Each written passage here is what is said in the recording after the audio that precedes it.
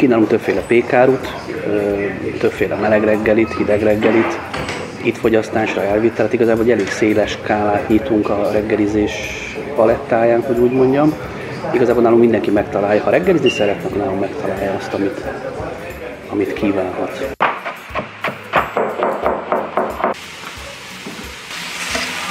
Ennek a helynek megvan a varázsa.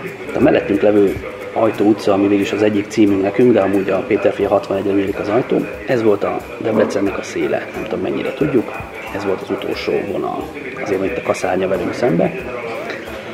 Aztán, hogy kiépült Debrecen, többféle üzlet volt ezen a helyen. Világháború ideje alatt is javában itt üzlet volt, nem bombázták le, hál' Istennek. Valamikor gyógyszertár volt, ez így kell datálni ezt a dolgot. Egy nagyon régi, tradicionális gyógyszertár. De aztán hentes üzlet lett a szomszédban, és ha jól szétnézünk, minden hentes üzlet mellett van egy pékség. Ez így van, amióta a világ.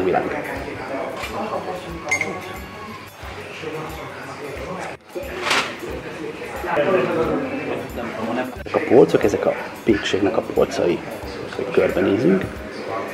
Ezt egy icipici átalakítással megpróbáltuk a helynek a hangulatát megtartani, és emellé, ha jól megnézzük az asztalokat, a székeket, az mind-mind 20-as évek, tehát a régi stílus.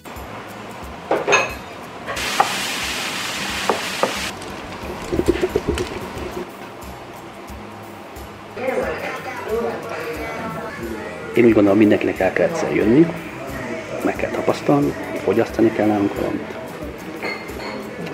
beleszagolni ebbe a millióbe, és hogyha tetszik, akkor mindenkit szeretettel várunk.